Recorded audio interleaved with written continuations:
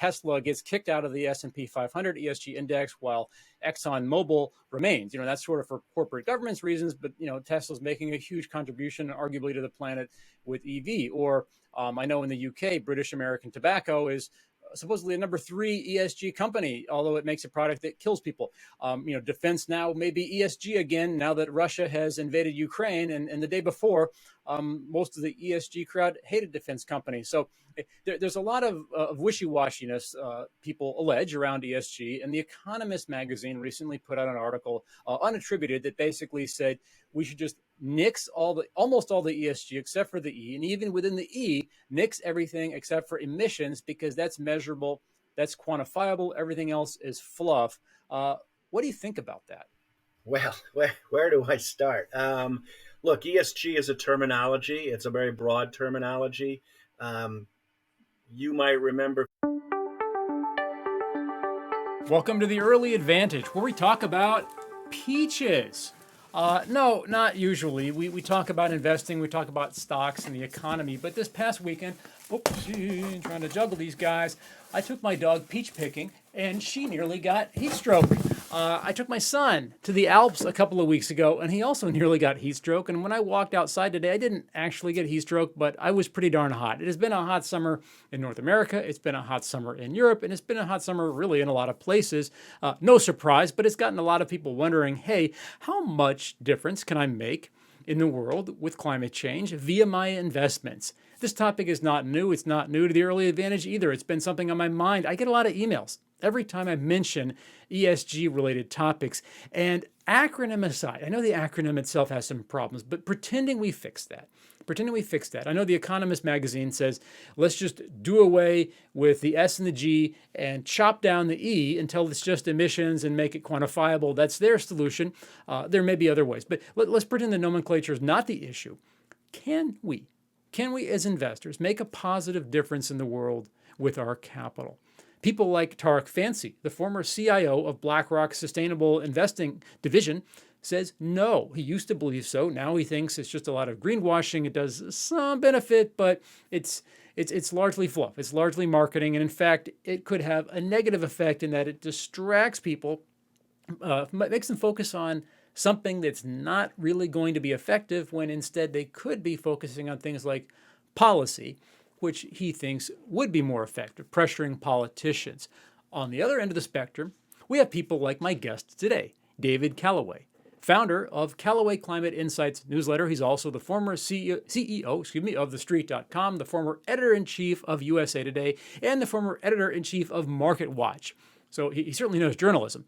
And he believes rather strongly that Tarek is wrong. We don't call out Tarek by name, but he believes that viewpoint is wrong, and that people can make a difference. Investors can make a difference with how they allocate their capital. Where do you come down on this?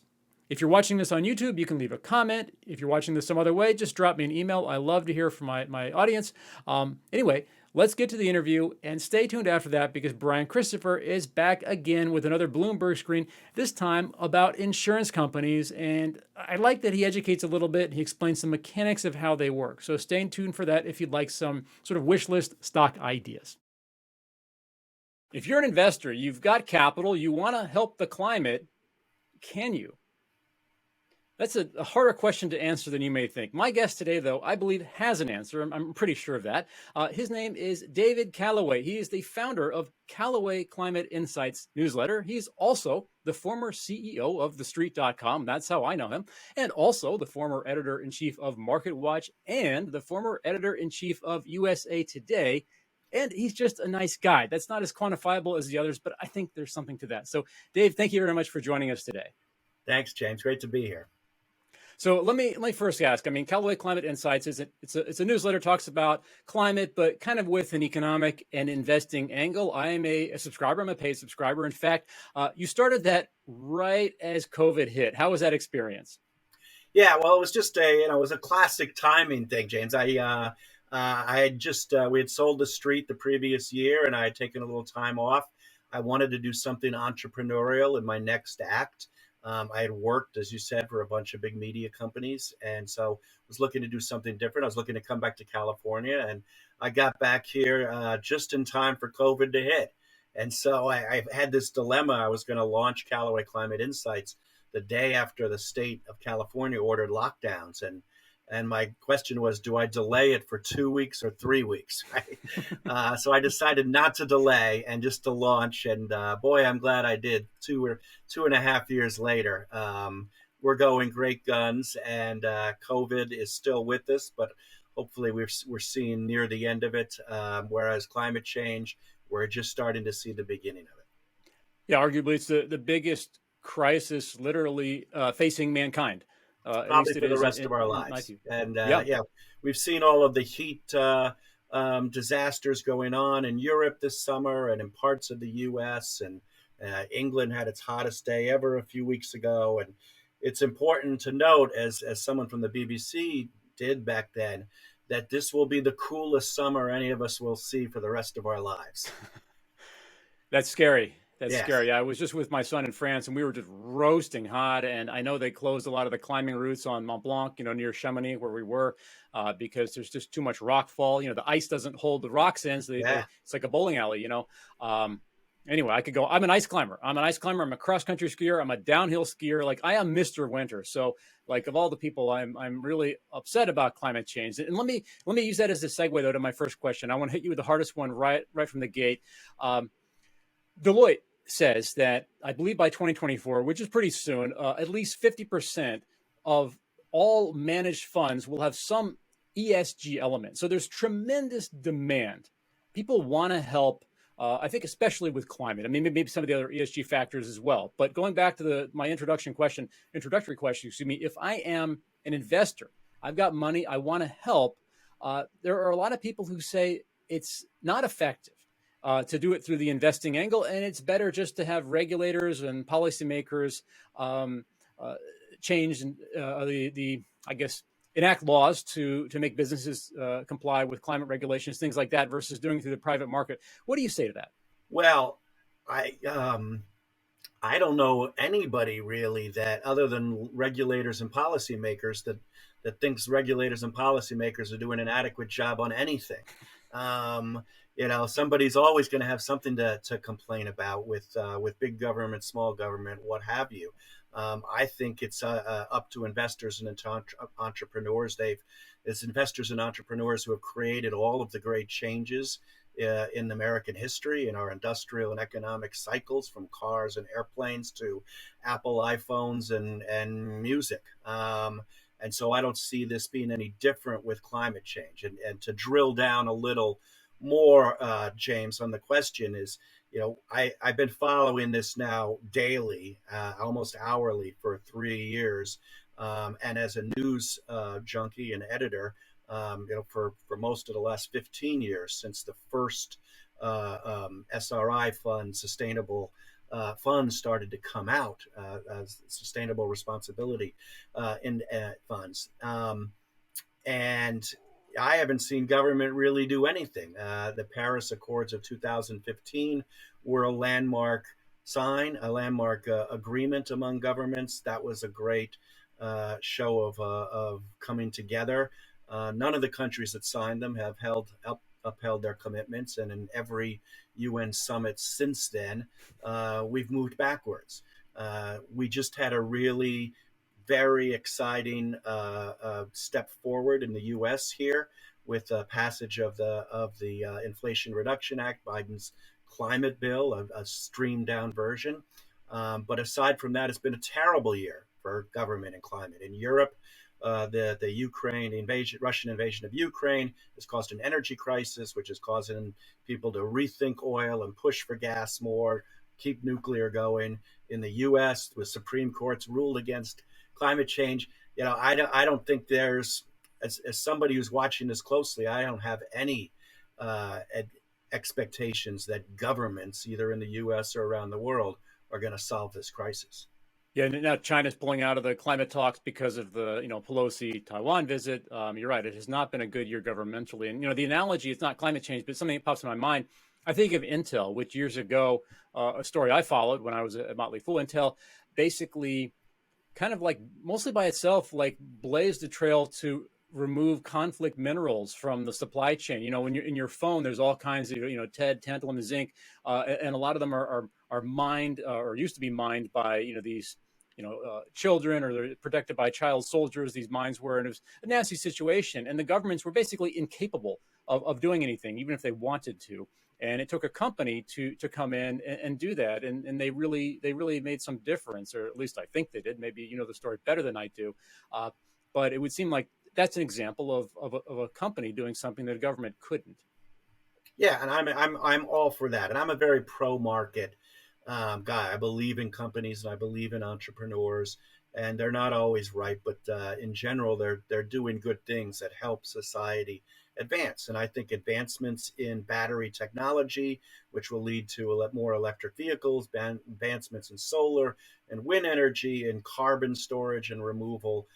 Is what's going to lead us going forward. And so, in a roundabout way of answering your question, yes, investors do have a stake in this. And while ESG is an incredibly broad category, so it's easy to say that every company is going to have some ESG component in a few years.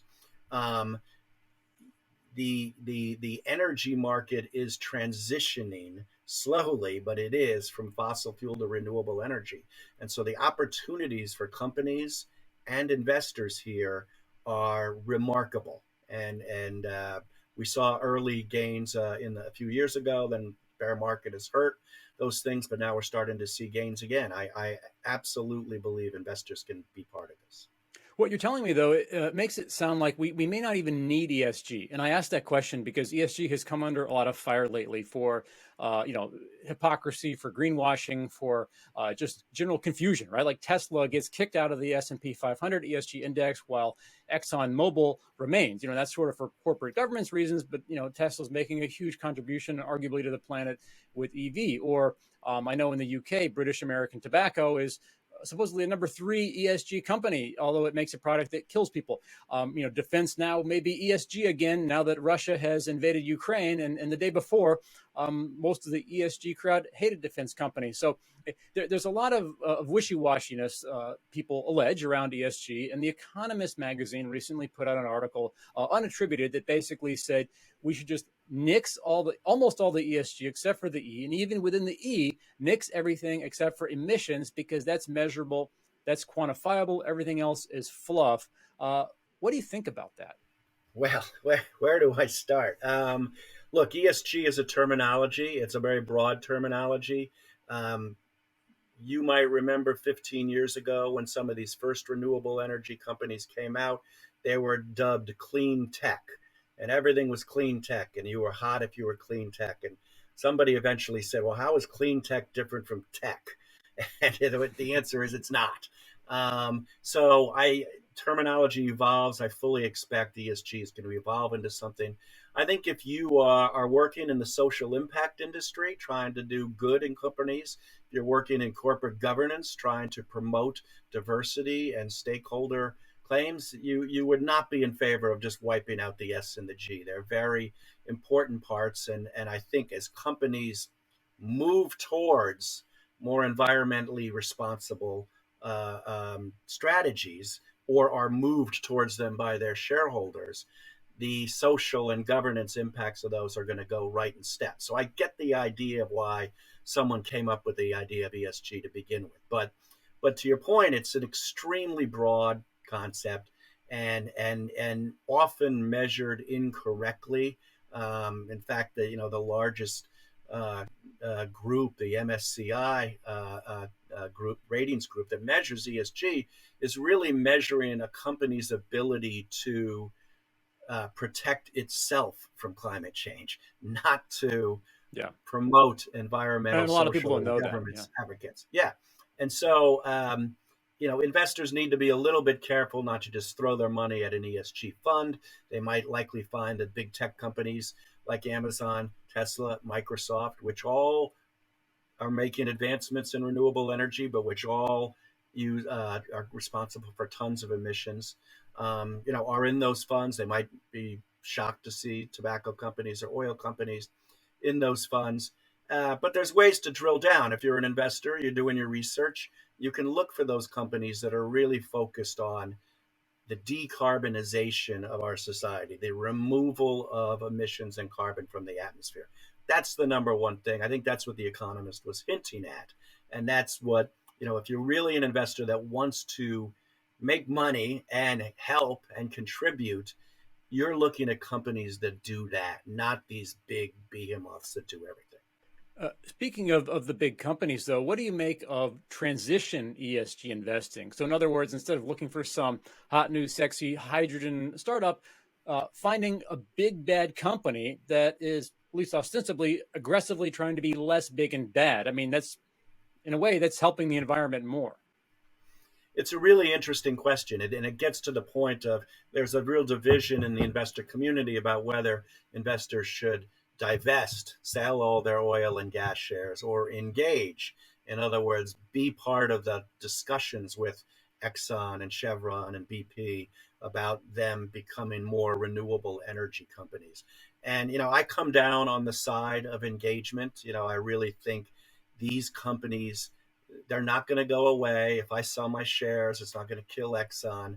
If Harvard sells its shares, it's not going to kill Exxon. Someone will buy them, and someone will buy their oil assets for many reasons, much right down to kind of just burning them out and sucking the last pennies from them. So engagement is definitely the way to go. You want to promote these companies, and but even shareholder engagement has its limits, James. And I think what's really going to make the transition work is that renewable energy is going to get to the point where it's cheaper than oil and gas. And that's going to move the economy, and it's going to move the consumer. It's going to move the wholesaler. It's going to move the supply chain, and it's going to move the oil companies. And what you're going to see, and we're in an interesting place in the market right now, in that every equity has fallen 20%. Some have fallen more, some a little less. Everything's down, including the renewable energy stocks, the ESG stocks, the solars and powers and nuclears. Some stocks have made a lot of money, the oil stocks, right, because of the Russian invasion of Ukraine. They're cash rich, and they're using the money to pay back shareholders and boost dividends. What if they decided that they wanted to be in renewable energy in a bigger way than just some projects and started buying some of these companies? It's an interesting thing. We haven't seen any examples of it yet, but I predict by the end of this year, we will. And it's going to create a storm in the ESG community between the divestment and the engagement things. Because what you're going to see is these big oil companies are going to be energy companies, including renewable energy companies. And there is the heart of what you asked, which is the transition economy. Yeah, the biggest solar power or solar installation, at least near where I live, I believe is owned by BP. So it's a little bit happening already, and I think you're right. It's going to happen a lot more, and it kind of gives an identity crisis to those who are focused on such things. But I think no company, just like no person, is one dimensional, and we're just about to enter that world. Let me step back, David, and ask a more philosophical question. Index funds have been a huge trend over the past 40, 50 years. And on one level, people criticize them for being bad in kind of a communistic way. In other words, if I own a single company, I want that company to succeed. I want it to dominate its peers. I want it to do everything it can to get every advantage and win. But if I own that company and its main competitor and maybe two or three other competitors also, because I own an index fund, then maybe I don't really care. That seems bad in that sense. But let's flip that logic. If my company is polluting and it could, clean up its stuff, or it could just dump the pollution in the river, that's not. If I own that company alone, maybe, if I'm just greedy and I don't care, I wanted to dump the pollution in the river to save money. But if I own that company and let's say 500 or 499 other companies that, many of them live and work in that ecosystem, and they're suddenly affected by my company's dumping in the river, now I don't want that company to dump in the river. Do you see what I'm getting at? And do you think the rise of index investing is a net positive for the climate? Wow, that's a great question. It's definitely a net positive for the investor. I believe in diversification, and as a journalist, I was always only allowed to invest in index funds. So I really am much more familiar with them. But the little active fund investing that I've done has not paid off as well as my passive portfolio over the years. So I do believe that index funds work best for the investor. Do they work best for the climate? You know, the way you say it, my initial reaction is that they're gonna, a big index fund is gonna naturally have big emitters in it, as well as companies that are decarbonizing more effectively. And so if you're buying the index fund, you're not necessarily contributing to the full impact or the full opportunity of if you bought a renewable energy company, right? Hopefully, you wouldn't just buy a company that's dumping in the river because you think that's fun. But it's really, the index companies are smart though, in that they've carved these indexes up into very small bundles, ETFs, for example, where you really can kind of, to some extent, tailor your investment to something that's a little more active and focused on the companies you want to be in, and avoid, say, with the S&P 500, having the big oil companies in your fund. But it's a great question whether they're actually hurting, and I would say to some extent they are hindering the progress of ESG, because the big fund companies that run them are unable to do much about it if they're in these stocks that are in the index, and they're not voting the way that perhaps shareholders would like to see them vote because of the weighting of the index. So it's I would definitely think you've got something there, that they're hindering it to some extent. I don't think that that's going to change much in the terms of the investing mix. Yeah, it's a weird thought experiment in a way. I mean, it reminds me of China, where a lot of the big companies, especially the big state-owned companies, are sometimes called in to do, kind of just be agents of the social good, so to speak, and do certain charitable things, or things that normally a company wouldn't have to do. And perhaps with index funds having kind of communal owners, there's a little bit of that same logic. They don't care as much about the fate of the individual company as about the fate of all the companies. But anyway, maybe above my pay grade for today, especially on very little sleep last night. Dave, last question. If someone likes what they're hearing, where do they go to learn more about you, about Callaway Climate Insights? Well, Callaway Climate Insights is an international newsletter. I've got writers around the world who contribute. So we write about what's going on in Europe and what's going on in China, what's going on here in the U.S., in Washington. We focus on what investors want to hear, which is what stocks are doing, what the economic benefits are, interesting topics like we've just discussed here on index versus passive. But mostly it's a good solid read every day, Monday through Thursday, and a lot of fun tied to the news. And if you read it for a couple of weeks, you'll have an idea what's going on in the climate finance world, and kind of maybe some ideas on how to go farther down from there.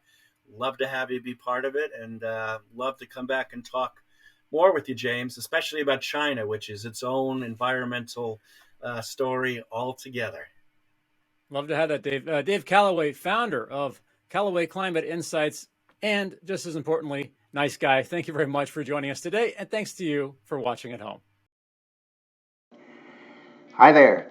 My name is Brian Christopher. I'm the editor of Follow the Money at South Bank Research. My intent with these videos is to give you some ideas about what names to add to your wish list, what to be on the lookout for. So let's get into it. Global stocks have risen since the end of last quarter. This chart shows the S&P 500 index in white and the FTSE in blue. Both are doing well. This means companies that hold equities, whether part of their core business or not, are seeing appreciation in their portfolios. One of the types of companies you may not normally consider in this environment is profitable insurance companies. Insurance companies that underwrite well have excess cash at the end of the day to invest, and some do so in equities. So let's find some. To create this screen, I started by searching for insurance companies with more cash and securities than market cap. I looked for companies in North America, Europe, and Latin America. But we don't just want insurers with a lot of cash. We want them to be profitable too. In the insurance industry, this is reflected via the combined ratio. The combined ratio is the sum of a firm's loss ratio and its expense ratio. A firm suffers losses when it pays claims, and it pays expenses to run the company. We divide these expenditures by the total premium a firm collects. We then multiply the result by 100 to get a two-digit number. We want to see a combined ratio less than 100, meaning more cash comes in than goes out. When we included this criterion, we were left with 3 names. Let's consider each of them. Heritage Insurance Group, the ticker is HRTG in the States. It's a Florida-based property and casualty insurer. Now, Florida insurers have been pummeled for a while, so it isn't a surprise that Heritage is cheap. However, they've had trouble generating profits too, so seeing one that met this requirement is notable. To be clear though, HRTG paid out 99.4% of its premium, so it isn't super profitable, but its loss ratio is down 4.7% from the prior year, and its expense ratio is down a bit too, 1.1%. That's progress. HRTG is writing more policies outside of Florida.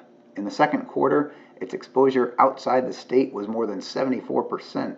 That compares to about 70% last year. HRTG chose to pay its normal 6-cent quarterly dividend to fund share buybacks instead of to shareholders. Now, not all shareholders will like this move, but it is sensible. Shares are currently trading at less than tangible book value. That means the buybacks will increase earnings per share. Now, let's get to the timely part. In the second quarter, HRTG had a $90 million impairment due to the drop in the value of the securities it held. Digging a bit deeper, I can see the decrease in value was due to the drop in its fixed income securities. You can see in this chart that it didn't hold too many equities as a percentage of its total. HRTG's investment portfolio at the end of the year was primarily low-duration bonds of different types. We won't get into all the nuances of bonds here, but this doesn't fit perfectly into our stock appreciation thesis. Low-duration bonds, as measured by Fidelity's low-duration bond ETF, are up just a bit since the end of the quarter. So I would expect that HRTG will recoup some of its impairment from the second quarter, but likely not as much as we are looking for. Sirius Point Ltd, ticker SPNT in the U.S., is in the same boat. It has even fewer equities as a percentage of its total cash and securities. But Aviva PLC, that's ticker AV in London, says it is the UK's leading insurance, wealth, and retirement business. Aviva is likely to have just reported earnings when you watch this. It reports on 10 August. It's likely to report a loss on its investments in the first half. The market should have anticipated this, but still may not like it. I'll be interested to hear management's comments about what it has seen so far in the second half of the year. If stock prices remain at current levels and Aviva continues to underwrite its policies profitably, it should see an uptick in earnings on its investments. FYI, Aviva's stock price doesn't look like this solely due to the troubled market. The reality is much better than that. Its new CEO has been selling businesses and returning the excess capital to shareholders. Aviva also pays a decent dividend in addition to that. Given the apparent bottom that the stock has made in recent weeks, this setup looks interesting. As a matter of risk, if you don't believe the recent stock market uptrend will continue, that means you may believe the uptick in Aviva's and likely the other two firms' investments could reverse. Include this in your assessment of whether this is a stock you'd want to own. Even if they do, though, even if returns do reverse or flatten, this is a profitable business. When times are tough, which I believe they could become again when these rate hikes kick in, it makes sense to hold a cash-spewing company that pays you to wait, so long as the combined ratio remains solid. I'm going to wrap this up here. As with all of these wish list videos, these are not official investment recommendations. More homework is required. There's still other things to assess with all three of these names, but I encourage you all to do so. The thesis of this wish list is equities are moving higher and there's hidden upside in the insurance industry. So long as that continues, or even if it flattens from here, this is an area you may want to watch. Thank you.